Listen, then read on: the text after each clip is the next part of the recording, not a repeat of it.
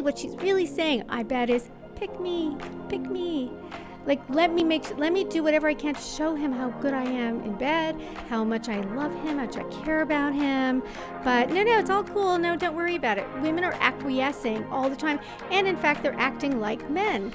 Men are the ones who spread the seed. Men are the ones who have sex with a lot of women. All of a sudden, women are doing it. And I say, you know what? No, women don't really want to have sex like men. They want to have sex like women. Did you hear what happened to Charles? No, what? He's getting married. No! I just seen him last week. When did he find out? She told him yesterday at dinner. I think they have been too agreeable to their detriment, because now they are coming into their spaces and dominating, taking categories away like Woman of the Year. You know what I mean? And women are really filling up, you know what I mean? So, and then in that video, I don't know if it's that video, but I have seen a trans video where a trans woman said, you know, we could teach women how to be better women than women. Like, that to me is like, you know what I'm saying? Like how? Yeah. You can't. Yeah, it's Like, we can teach y'all a thing or two. How? I'm gonna admit it, it's some trans girls out here. I have to be honest. I've seen some of the women I was most impressed by never coupling. And when you talk to them, there's some very uncomfortable things that get said. One of which was, I was looking for a man I could look up to, and the pool was just so small. And then, you know, you're thinking, well, okay, it's illegal to say I'm looking for a man that I could look up to, right? If we look at those with the highest GPA scores, the top 10%, 2/3 of those are girls. If we look at those at the bottom, 2/3 of those are boys. When it comes to going to college, there's a 10% gap in college enrollment, similar size gap in completing college, conditional on enrolling. And the result of those trends is that the gender gap in getting a college degree is now wider than it was in 1972, but the other way around. Never woke up to a man. You never walked up to a man and, okay, all right. I was going to ask you, how's that experience? Like, you know what I mean? Never. Okay, I got you. So they always have come up to you and then, okay. All right, that's 95%, you heard? Right? That's my girl. But I was going to say, is the reason that the dynamic between trans men and trans women and women, they differ because trans men are not really trying to enter like male spaces, like not see them trying to go to the A or nothing, or in like they not in the bathroom with the stuff out or something. I don't know, you know what I mean? You don't really hear stories like that. Clubs are filled with single mothers and liars. There's a lot of single mothers in the club, and overall single mothers are doing a good job, but the world is crazy, and you need to wait a while before you introduce these guys you dating to your kids. I went out with this single mother 2 times. I'm at work. The school called me to come pick up her son.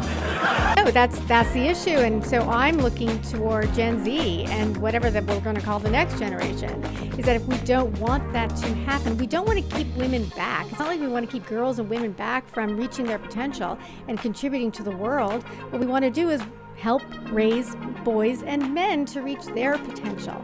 Now everything's kind of changing, especially with, maternity laws.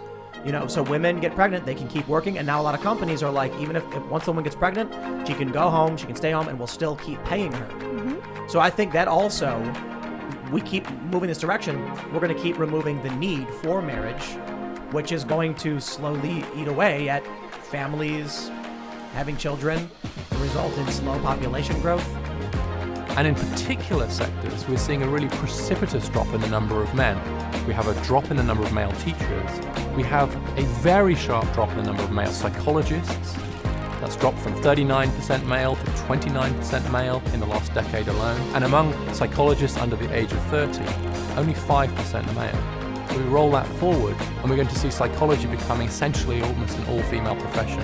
So these jobs, which are both crucial, I think, for society, and where it would be very useful to have more diversity, are actually becoming more gender segregated. And so we have absolutely no effort to get more men into heel jobs, which is where I think the future lies and where we should be helping men to move.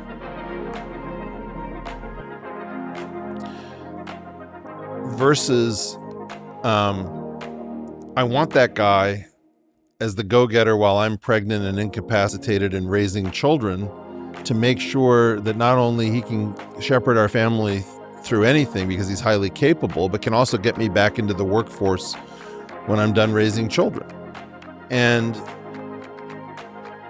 this is somewhat what I believe is responsible for the sort of incoherent messages that men and women are sending to each other, is that when we don't know what life cycle we are going to be inhabiting, our eroticism and our romance and our desire is unstable. One of the most uncomfortable correlations that I've found over the last few years is that as gender inequality, pay inequality between the genders increases, relationship satisfaction for both men and women increases as well. Decreases. The more egalitarian, the more equal the pay, the less satisfied both sexes are with relationships. The early 2010s, after the success of 50 Shades of Grey, there was a proliferation of dark romance novels, and there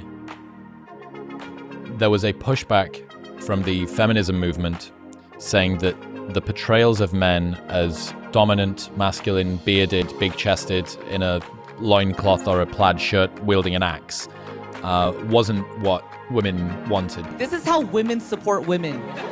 We just go around fixing each other's future husbands. Under the table, no commission.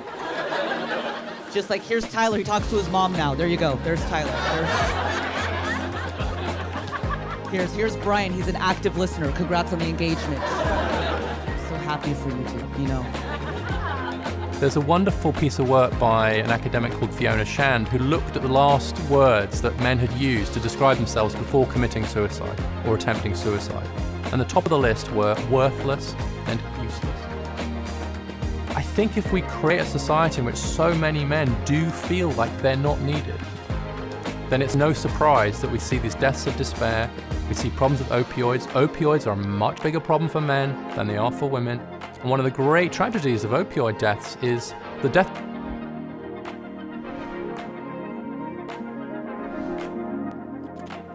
What nobody expected was that girls and women wouldn't just catch up to boys and men in education, but would blow right past them and keep going. Everyone was very focused, quite rightly, on getting to gender equality, getting to gender parity. Marriage is a major decision. How many times in your life do you want to lose half your stuff?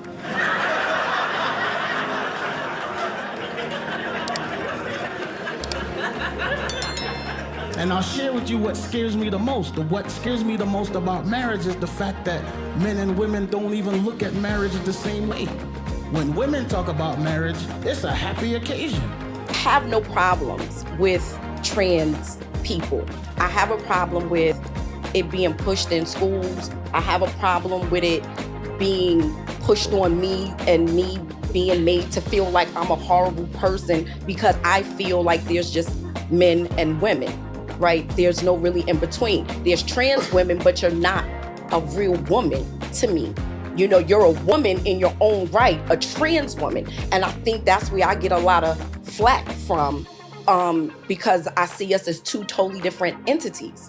You know, I still love you as a sister and everything, but you're not, I don't consider it real womanhood, because there's things that you would never feel as a trans woman that I'm gonna admit it, it's some trans girls out here. Tell me how you can tell me how to be a woman. How? They better be a girl than me. How? Explain. Yes, please, how? Please elaborate. Because, Give us an example. like, all right, one example. This is my only example. It better not be some masculine, all masculine shit. No. Oh, okay. Please. I apologize.